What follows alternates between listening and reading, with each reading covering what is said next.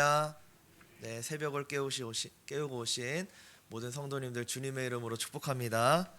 오늘은 주님의 손길이 닿을 때라는 제목으로 말씀을 전하고자 합니다. 주님의 손길이 닿을 때. 우리는 살아가면서 종종 내 힘으로는 결코 해결할 수 없는 여러 가지 문제들을 만나고 또 직면할 때가 있습니다. 건강이 무너져서 그런 것을 경험할 때가 있고요. 또 관계가 깨어지면서 관계의 어려움 속에서 문제를 직면할 때도 있습니다. 또 경제적 어려움을 인하여서 그럴 때도 있습니다. 그 밖에 여러 가지 상황과 그런 어려움을 통해서 우리는 벅참을 경험할 때가 있습니다. 오늘 저희가 읽은 이 말씀에 나오는 두 사람이 있는데요. 문둥병자와 또 중풍병자, 이 두 사람은 모두 자기 힘으로는 결코 해결할 수 없는 연약한 문제를 가지고 있던 사람들이었습니다. 문둥병자는 질병으로 인해서 어려움을 경험했습니다. 자신의 힘으로는 결코 나을 수도 없고 해결할 수 없는 질병이었습니다. 게다가 병으로 끝나는 것이 아니고 또 사회적으로도 분리가 되었습니다. 그 누구도 자기에게 가까이 나아오는 것을 원하지 않았기 때문입니다. 또 문둥병자는 사람들과 물리적으로 아예 분리가 되어야 했습니다. 게다가 또 정서적으로도 버림받은 자였습니다. 가족들이 있었지만 가족들과도 분리가 되어야 했습니다. 왜냐하면 문둥병자와 함께 있다면 함께 있는 사람들도 부정해지는 것이기 때문에 살 사람은 살아야 했습니다. 그래서 문둥병자는 가족을 떠나 자기의 마을을 떠나서 그들 병자들끼리 함께 모여서 살았습니다. 이처럼 문둥병자는 육체적으로나 또 사회적으로나 정서적으로나 철저하게 분리된 사람들이었고 완전히 버림받은 사람들이었습니다. 또 중풍병자도 쉽지 않은 상황이었습니다. 육체가 완전히 마비가 되어서 스스로 무언가를 하고 싶어도 결코 할 수 없는 사람이었습니다. 강력한 의지가 있을지라도 육신의 연약함으로 그 무엇도 자기 손으로 하나 할 수 없는 자였습니다. 완전한 절망이 가득한 삶이었겠죠. 그런데 이 두 사람이 오늘 예수님을 만나는 순간 완전히 새롭게 되는 것을 우리가 볼 수 있습니다. 오늘은 말씀을 통해서 예수님의 그 손길이 닿을 때 우리의 삶이 어떻게 새롭게 되는지를 함께 나누고자 합니다. 그렇다면 예수님께서는 우리의 무엇을 새롭게 하실까요? 첫 번째, 우리의 상처를 새롭게 하십니다. 오늘 말씀에 한 문둥병자가 주님께 나와서 이렇게 말합니다. 주여, 원하시면 저를 낫게 하실 수 있습니다. 저를 깨끗게 하실 수 있습니다. 이 짧은 한마디에 이 사람의 모든 절박함과 아픔이 담겨 있습니다. 당시 문둥병은 아까 말씀드렸듯이 사회적으로나 정서적으로나 물리적으로나 육체적으로나 완전히 분리된 삶이라고 말씀드리지 않았습니까? 게다가 문둥병자는 스스로 자기가 이러한 병에 걸렸다는 것을 고백하면서 사람들에게 나아가야 했습니다. 나는 부정하다, 나는 부정하다 그렇게 외치면서 다녀야 했습니다. 왜냐하면 혹시나 자신에게 손이 닿으면 그 사람도 부정해지는 것이기 때문에 내가 지금 부정한 상태라는 걸 자기 입술로 고백하면서 다녀야 했던 비참함이 있었습니다. 한번 오늘날 우리의 삶에 적용해서 생각해 보면 좋을 것 같습니다. 제가 이마트를 갔는데 하나로마트에 갔는데 스스로 코로나 상황이라고 생각하면서요. 저는 코로나에 걸렸습니다. 저는 코로나 확진자입니다. 이렇게 말하면서 다녀야 된다고 한번 생각해 보세요. 다들 저를 피하면서 가까이 오려고 하지 않으면서 너 왜 여기 왔어? 집에서 격리하고 있어야지. 그렇게 생각하지 않겠습니까?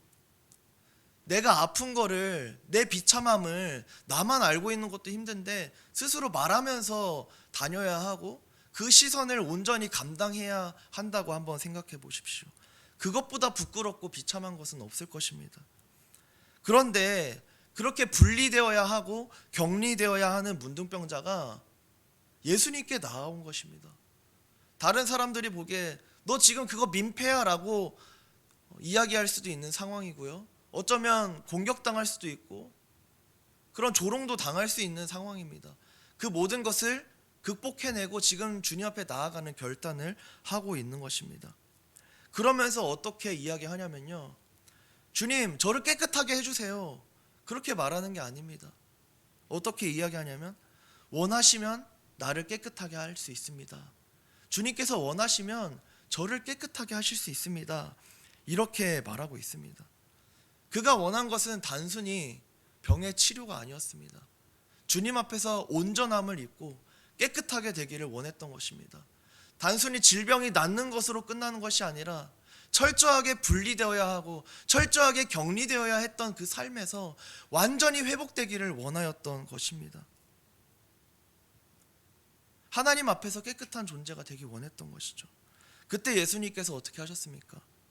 내가 원한다 라고 말씀하셨습니다. 여러분, 하나님께서는 우리가 온전해지기를 원한다는 것을 믿으시길 축복합니다. 내가 낫기를 원하실까? 내 문제가 해결되길 원하실까? 내가 돌파하길 원하실까? 내가 일어나길 원하실까? 그런 고민이 우리에게 찾아올 때가 있어요. 만약 내가 회복되길 원한다면, 내가 일어나길 원한다면 왜 이러한 자리 가운데 나를 내버려 두셨지? 그런 의문이 들 때가 있지 않습니까? 그렇지만 그거는 사탄이 주는 생각입니다. 우리 주님께서는 내가 회복되기를 원하고 내가 일어나기를 원하신다는 것을 오늘 말씀을 통해서 믿으시기를 주님의 이름으로 축복합니다. 우리도 때로 인생 가운데에서 문둥병자처럼 느껴질 때가 있습니다. 사람들에게 이해받지 못하고 또 마음속에 깊은 상처를 안고 살아갈 때가 있습니다. 그러나 우리 주님께서는 결코 외면하는 분이 아니라는 것을 믿으시기를 축복합니다. 그분은 우리를 만지시고 치유하시고 회복하시기를 원하시는 분이신 줄로 믿으시길 축복합니다. 두 번째, 주님의 손길은 우리의 영혼을 새롭게 하십니다. 우리의 영혼을 새롭게 하시는 분이십니다. 우리가 살면서 경험하는 가장 큰 문제는 무엇인가요? 가장 깊은 문제는 무엇인가요? 연세가 있으신 분들은 아마 건강에 대한 그런 문제를 많이 안고 살아가실 것 같아요. 또 어떤 분들은 경제적인 어려움을 떠올릴 것 같습니다. 또 어떤 분들은 관계 속에서 어려움을 겪고 그런 아픔이 있다고, 그것이 나에게 문제라고 그렇게 이야기하실 수도 있을 것 같습니다. 그러나 오늘 예수님께서는 우리에게 말씀하십니다. 너희의 가장 큰 문제는 바로 죄의 문제다라고 말씀하시는 것입니다. 오늘 본문에서 나오는 이 중풍병자의 이야기를 보면 그것이 명확하게 아주 드러납니다. 중풍병자는 자신이 직접 예수님께 나아갈 수가 없는 사람이었습니다. 그러나 그 친구들은요, 포기하지 않았습니다. 사람이 많아가지고 뚫고 들어갈 수 없는 그런 상황에서도 포기하지 않고 지붕을 뜯어내서라도 예수님 앞에 중풍병자를 데려다 준 것입니다. 한번 생각해 보았으면 좋겠습니다. 예수님께서 어느 집에 들어가서 말씀을 가르치고 계십니다. 그 말씀을 듣고자 많은 사람들이 들어왔습니다. 지금 이런 공간에 사람들이 꽉 차 있다 생각해 보세요. 꽉 차 있어서 중풍병자가 들어올 수가 없습니다. 친구들이 안고 들어오려고 하는데 들어올 수가 없어요. 그래서 지붕에 올라갑니다. 예수님께서 막 말씀을 가르치고 계시는데 지붕이 흔들리기 시작합니다. 그러면서 먼지가 후두둑 떨어지고 있습니다. 그러더니 거기서 끝나지 않아요. 지붕이 뜯어집니다. 지붕이 열립니다. 그러더니 거기서 줄이 내려오더니 한 사람이 매달려가지고 내려오는 것입니다. 그것을 이제 지붕을 다 쳐다보고 있겠죠. 그때 사람들이 어떤 생각을 했을까요? 야, 저렇게 간절하게 나아오는데 예수님께서 치료해 주시겠구나, 어떻게 치료해 주시나 보자, 이런 생각을 하지 않았겠습니까? 그런데 그때 예수님의 반응은 사람들의 생각과는 완전히 달랐습니다. 바로 치유해 주시겠지, 바로 걸을 수 있게 해주시겠지, 그런 생각을 뛰어넘어서 이 사람에게 했던 예수님의 첫 마디는 내가 죄 사함을 받았다라는 것입니다. 예수님은요, 곧바로 일어나 걸어라 라고 말하지 않았다는 것입니다. 우리 삶 가운데 가장 큰 문제는 무엇입니까? 건강입니까? 경제적인 문제입니까? 관계의 문제입니까? 또 다른 어떤 거대한 골리앗과 같은 문제가 있습니까? 그런데 주님께서는 우리를 보실 때 가장 크게 보시는 문제는 뭐냐면 바로 내 영혼의 문제라는 것입니다. 주님은 그 무엇보다 우리의 영혼의 상태에 관심이 있으신 분이십니다. 그렇기 때문에 중풍병자가 주님 앞에 나아왔을 때 그가 아무것도 스스로 할 수 없는 상태였고 결코 움직일 수도 없는 그런 육체적인 절망과 비참한 가운데 있었지만 주님의 첫 마디는 네가 죄 사함을 받았다라는 것이었던 것입니다. 사람들은 충격을 받았습니다. 당신이 누구이길래 도대체 죄 사함을 받았다고 이야기합니까? 오늘 말씀에서도 나옵니다. 바리새인과 서기관들이 이 사람이 누구기에 하나님만 할 수 있는 그런 죄 사함을 선포하는가, 그렇게 생각했습니다. 그때 예수님께서는 말씀하십니다. 죄 사함을 받으라 하는 것과 일어나 걸어가라 하는 것 중에 뭐가 더 쉽겠느냐? 그러나 인자에게 죄 사함의 권능이 있다는 것을 너희에게 알게 하기 위해서 내가 오늘 이렇게 말한다 라고 하면서 일어나 침상을 가지고 가라, 그렇게 선포하셨습니다. 그 순간 중풍병자는 일어나서 자신의 침상을 들고 걸어 나갔습니다. 그는 이제 죄 사함을 받은 사람이 되었고 완전하게 새롭게 변화된 인생을 살 수 있게 된 것입니다.